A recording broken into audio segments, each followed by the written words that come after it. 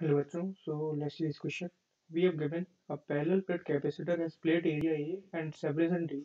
It is charged to a potential difference V0. The charging battery is disconnected and the plates are pulled apart to 3 times the initial separation. We need to find the work required in order to separate these plates. So हमारे पास कुछ situation initially इस तरीके से दे रखी थी.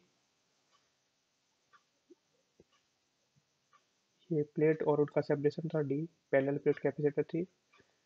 सो हमें पता है कि हमारे पास कैपेसिटेंस की वैल्यू होती है इसमें epsilon naught A Y D. ए ये कांस्टेंट है, वो चेंज नहीं करा है. सी इनिशियल था ये, सो उसे सी बोल देते हैं. सी डैश कितना हो गया? सी डैश हो गया epsilon naught A Y 3D. लेकिन चार्ज इस पे अगर क्यू, इस पे अगर माइनस क्यू इसके अंदर वाली प्लेट्स पे, तो वही रहने वाला है, वो तो चेंज नहीं होगा. सो पहले चार्ज क्यू था, तो पोटेंशियल हो गया Q upon C. V initial हो गए, वो आ गया हमारे पास Q D over epsilon naught ए.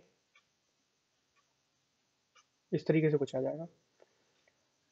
हमें पता है कि फर्स्ट की बात कर लेते हैं. जब इनिशियल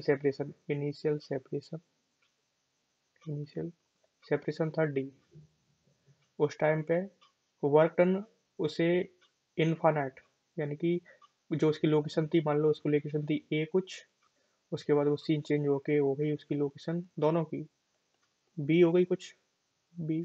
सो हम बोल रहे हैं कि ए से इनफाइनाइट तक ले जाने में जो वर्क डन होता है, वो हमारे पास फॉर्मूला पता है उसका. वो होता है वी इन्फिनिटी से ये तक लाने में V A minus W infinity is equal to Q square by two C. Q square by two C ये फॉर्मूला होता है. क्यू कांस्टेंट है, सी, सो सी के लिए लिख देते हैं इसको. सो ये आएगा हमारे पास, और इसी को लिखते हैं half C V square. Initial हमारे पास था वी नोट, इसकी वैल्यू थी हमारे पास वी नोट.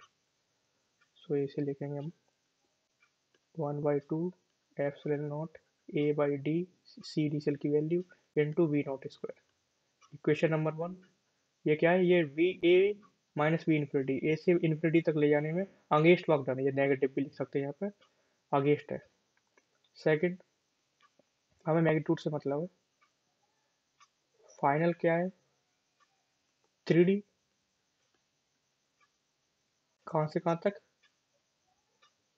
बी से इन्फिनिटी, बी लोकेशन से इन्फिनिटी ले जाने के लिए उसे लिखते हैं हम वर्क डन बी से इन्फिनिटी. इस तरीके से लिखते हैं is equal to Q square by two C is equal to क्या? Half C dash V dash square. Half C dash की value epsilon naught A by 3D. V dash की value, V dash की value पता कर लेते क्या होगी. We dash की वैल्यू होगी हमारे पास क्यू ओवर सी डैश, यानी कि क्यू तो क्यू आई क्या, epsilon naught A by 3D. सो ये 3D ऊपर आ गया. सो पहले से 3 टाइम्स हो गई, यानी कि 3V0. तो इसे लिख देते हैं यहाँ पे 3V0 का स्क्वायर. सो ये 3 कैंसिल हो गया, एक बचा कितना? 3 epsilon naught A by 2D into V0 square. Equation number 2. हमें क्या चाहिए? हमें चाहिए वर्कडन ए से बी, यानी कि तीसरी केस में हमें वर्कडन चाहिए A to B. So W B minus W A. ये वर्कडन हो गया ए से बी. ये कितना हो गया हमारे पास? 3. इन दोनों को इक्वेशन 2 माइनस इक्वेशन 1 करेंगे तो इन्फिनिटी वाला आइटम कैंसिल हो जाएगा. सो यहाँ पे लिखेंगे हम V naught square upon 2D minus epsilon naught A V naught square upon 2D.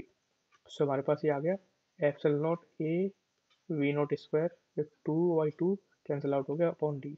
So option D आ गया. So I hope you understood it well. Best of luck.